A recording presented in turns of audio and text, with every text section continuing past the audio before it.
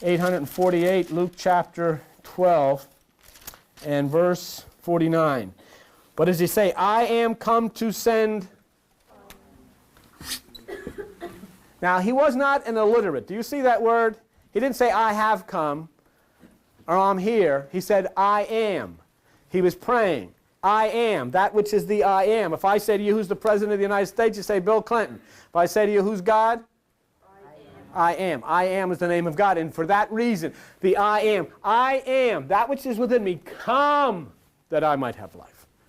So he says, I am come to send fire.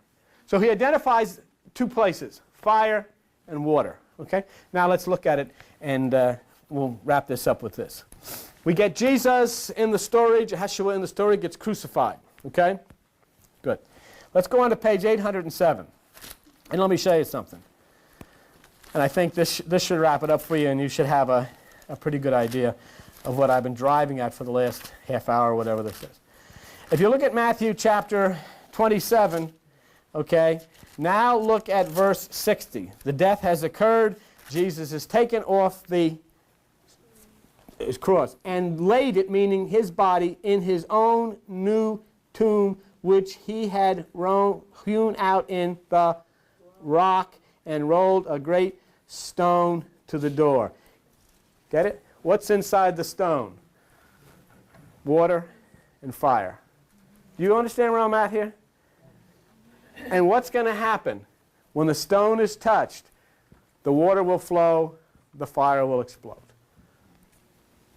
Basically, that's what's being said. And when that water flows and that fire explodes, when the stone is right, it had nothing to do with a man laying in a tomb. People, once they go into tombs, they're dead. When bodies are dead, they're dead. Fakakta with it. We don't need it no more. You get a new one. It's like a car. They don't take people that are driving cars to the junkyard. The body is junk. Give me another one. This one's wearing out. I'm going to get a new one. Fine. That's what happened to him. The Apostle Paul says corruption does not inherit, incorruption does not inherit corruption. Dead bodies cannot come back to life again. That doesn't prove anything. Because why? He said the things that he did, you could do. I got news for you. Once you go into the tomb, you know what happens? You ain't coming out of there. You know? And so he couldn't either. But I'll tell you something. Once you touch the stone, then the water will flow, then the Spirit will flow. Once that stone is touched, once that stone is rolled away, I'm going to show you exactly what happened. What happened to him is the same thing that happens to you. Go to page 807, Matthew 28, look at verse 2. Behold, there was a great earthquake, meaning there was a shaking down of the way you think. You don't think the way that you used to think. That's one of the things that Christians make such a mistake with. They say, there's going to be earthquakes. They're happening right now. In other words, I am shaken in the way I thought. All of the foundations of my previous religion and traditions have crumbled. I don't think that way anymore. I don't feel that way anymore. I'm concerned about nature. I'm concerned about dolphins. I'm concerned about children. I'm concerned about people. I want to put my arms around everybody. I want to join hands with everything that lives all over the universe. I want to touch a tree. I want to beautifully admire a mountain. I want to flow in a clean ocean. I want to be part one with all of nature. I didn't used to be that way before. And now I'm that way because there's been an earthquake. My consciousness has been shaken down. And it says the angel then comes down, descends from heaven. In other words, that angel, that inner impulse descends from the higher consciousness, comes down into your body and lifts you up. And now you have a new purpose. Now you have a new direction. Now you have a new understanding. Now you have new life. Why? Because you rolled the stone, the water flowed, the fire exploded within you, and now you are part of nature. All that takes itself back to the time when Jacob went to the stone and rolled the stone away to water his 3 flocks of sheep. And remember that this stone stuff happened on the 3rd day. Huh? You see a reason?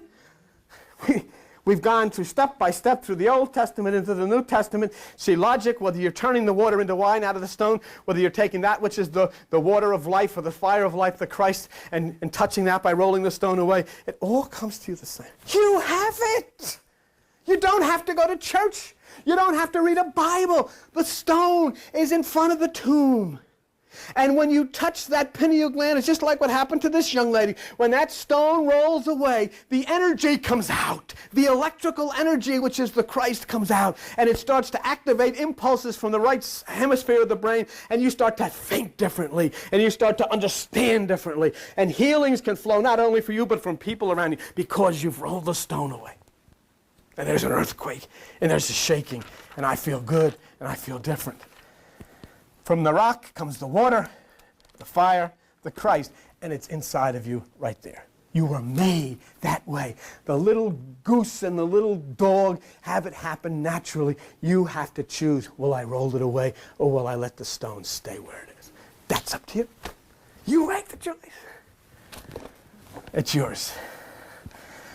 The pineal gland, the stone. But you know what? You go into these churches up and down this highway, no way. No way. We're saved. But you know what? The stone has never been touched. The stone is still in front of the mouth of the tomb. The water can't flow. They've rejected that. They've rejected this. They don't argue with me. They don't call me on the phone.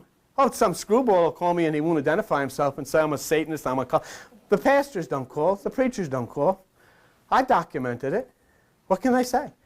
But see, they can't change because their Social Security and their retirement and everything is based on keeping this crap flowing. So what can they do? I can't change. I got a job, folks. You know, I don't do this for a living. See? Let me show you something. Page 822. Page 822. And in fact, I would love to sit down and have a discussion with them, or a conference, or a debate any day in a week. Mark chapter 12. Okay? And look at verse 10. And have you not read this scripture? The stone which the builders rejected has become the head of the corner. The head. If you look on top of the pyramid, you'll see there's no capstone. It's waiting. And finally, when all earth and all life understands, then the capstone will be put in place. There's none there now. So now you have the opportunity. And Jesus gave you a clue. And I'll wrap it up with this. Go to page 781, Matthew chapter 6. Matthew chapter 6 and verse 22. Jesus refers to that very stone that we were talking about for this last hour, or whatever the heck this is. The light of the body is the eye. If therefore your eye be single, your body shall be full of light. If you touch the pineal gland of the brain. Now, how do I know that? Somebody yelled at me. Tell me what page Genesis 32 is on.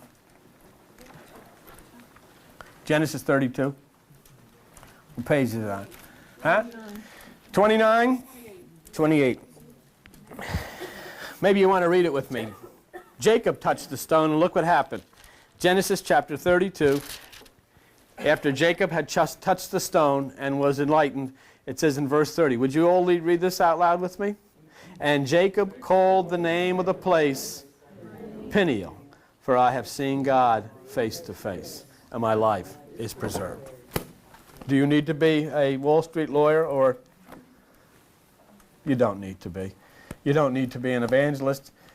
You simply need to know that everything that you need naturally has been placed within you. Touch it, roll the stone, and watch the water flow. And you'll know the truth. And as Yeshua said, and the truth will set you free. And who will it set you free from? Them. And you know who them are. Thank you very much for sharing this time with us. Thank you.